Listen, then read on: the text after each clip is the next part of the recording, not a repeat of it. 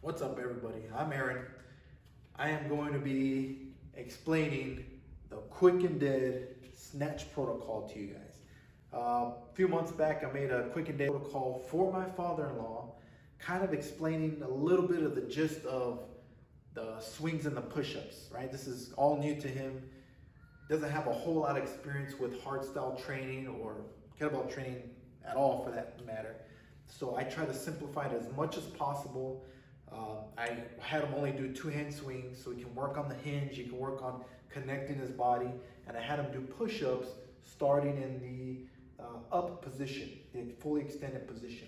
I'm going to be explaining the snatch version, and I'm going to try to do it as thoroughly as possible. All right, for the snatch protocol of quick and dead, it's going to be a little bit different from the push-up and swing variation.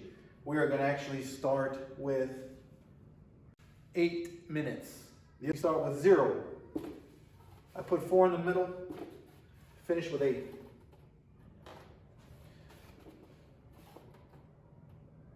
One, 2, 3, 5, 6, 7.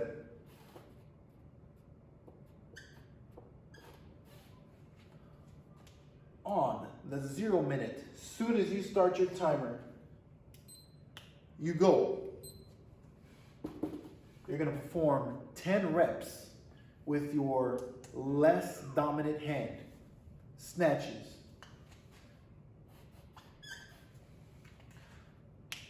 Put the bell down, rest. If you have 30 seconds left, 45 seconds left, however long it took you, that's what you rest. Then when the minute 1 hits, you do another 10 on the same exact arm. So now at minute 4, you're actually going to start your right arm for snatches, right? 10. As soon as you hit minute 4, you're going to do 10 perfect snatches. Once minute 5 hits, you do another set with your right arm. You rest the remainder of this the 5th minute. You're going to rest the whole 6 and the whole 7, right? On minute 8, you're going to start again. So what I like to do, if I know that I'm going to do more than 2 sessions, if I'm going to do, let's say, 3 sessions, this is how I like to do it.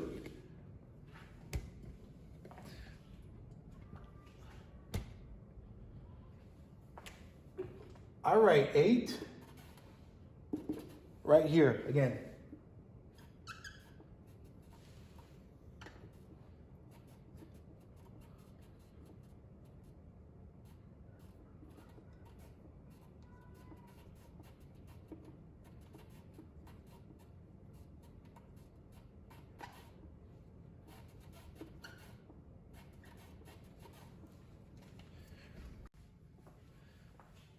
All right, so for the 5x4 snatch protocol, you're still allowing yourselves 8 total minutes for that session. Mandatory 2-minute rest in between arms, not in between series, but in between arms. All right, so you're gonna start on the 0 minute. You're gonna do 5 reps. This is the 5x4 protocol. So 5 reps. Left hand first.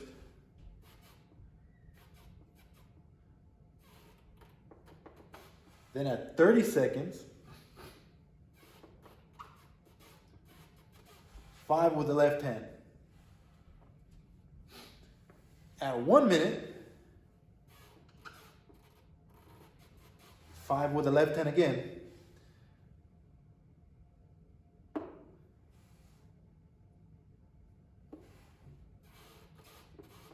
Then at a minute 30, 5 with the left hand again. The remainder here, you're gonna rest. Then mandatory 2-minute rest, no matter what.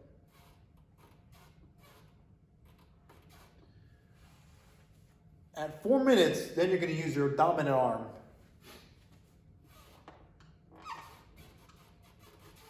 5 reps at 4 minutes. 5 reps at 4 minutes and a half. 5 reps at the 5th minute and the 5th and a half minute. You rest the remainder and mandatory 2 minutes, all right? That's it. That's the 5x4 snatch protocol. I'm gonna actually do the first series with you guys. I'm gonna kind of show you some of my warm-ups that I do, not all of it, because I already warmed up a little bit while I was in between filming, but I'm gonna do some of them, the key ones that I think have the most bang for your buck, and then I'm gonna do one session of the Q&D snatch protocol. All right, let's do this.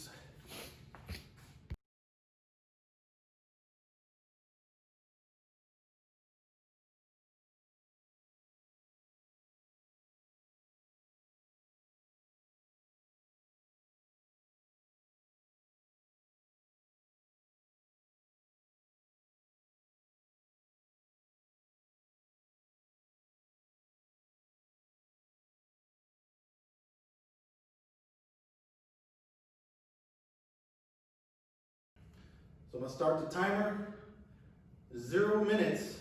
As soon as I start, I'm gonna go. I chop lightly.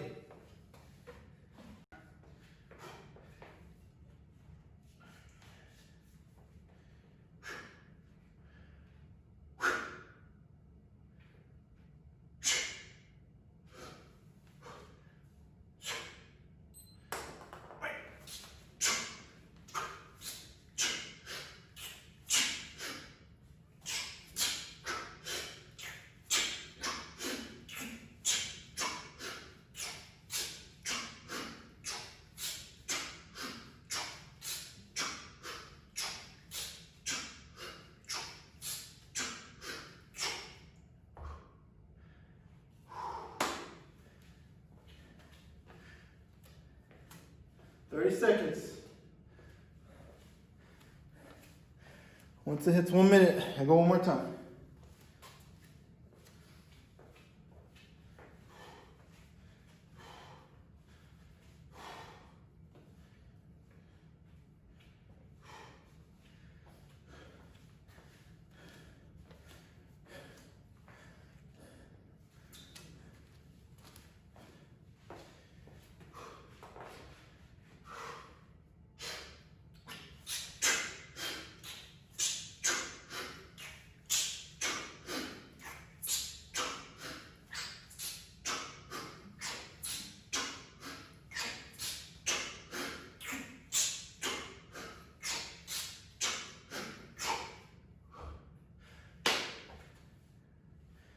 All right. So now at the 4 minute mark, I'll use my right arm. My goal is to lock out fully.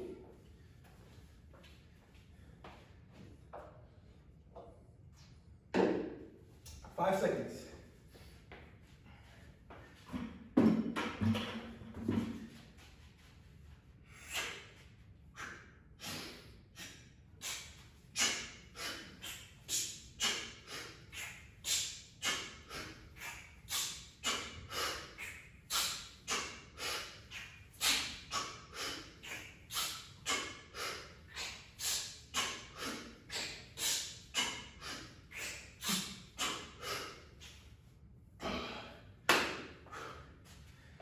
I think I did 10, I don't know. As soon as I lift the bar, I lose count, I'm gonna be honest. But I'd rather do one extra than shortchange myself. 15 seconds left, do it again.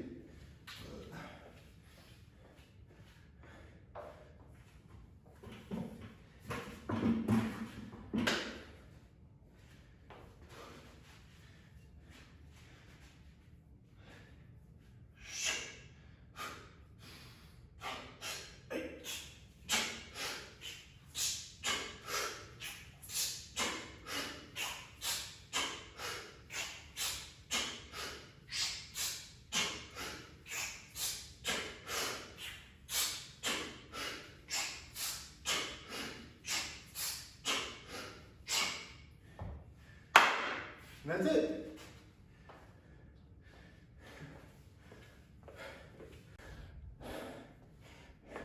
Got 1, 2, 3, 4, 5.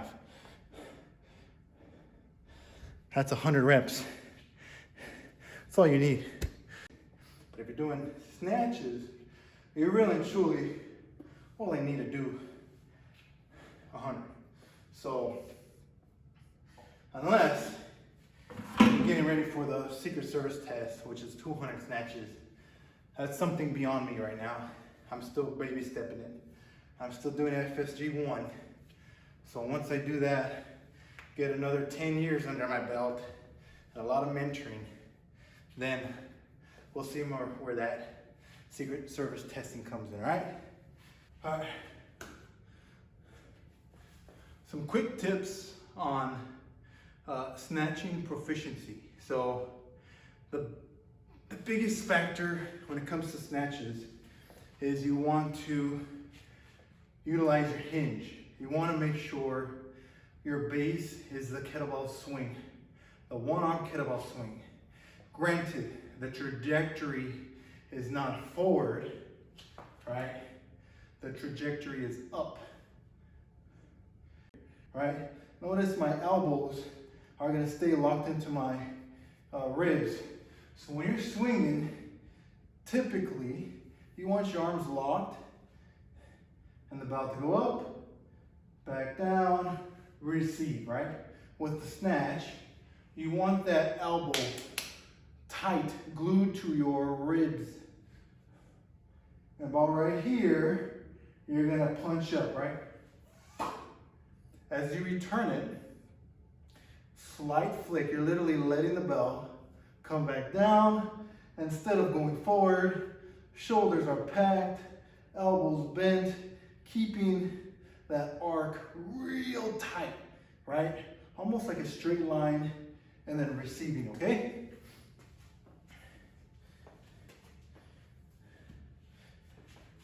I'm gonna show you the swing.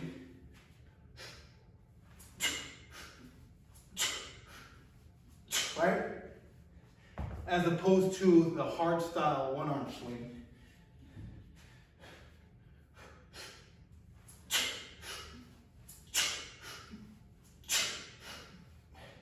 You want to glue your elbows a little bit more to your ribs in order to tame the arc and force the trajectory up.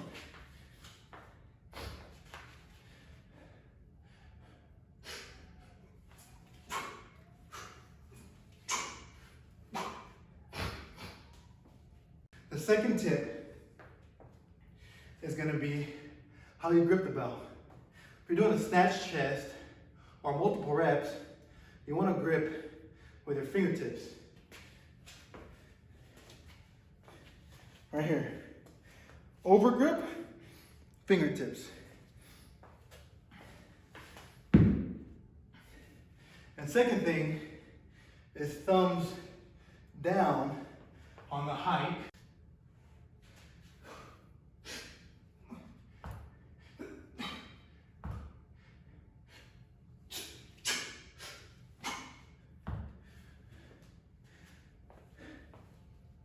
The only reason why I personally do thumbs down rather than thumbs up is less strain on your elbow. If you're doing snatches repeatedly over and over, and if the slightest amount of fatigue kicks in, all it takes is a one time for that elbow to catch incorrectly, and now you have a possible hyperextended elbow. It may not happen for years, it just takes that one time. And now you're spending months and months, possibly years rehabbing.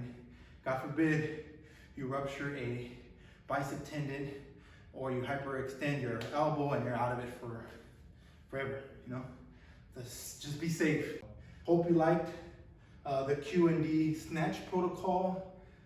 Let me know if you have any questions. As always, I will answer any questions you guys have. You guys are the best. Hope it helps. I'm learning. We keep learning. We keep growing. Peace out.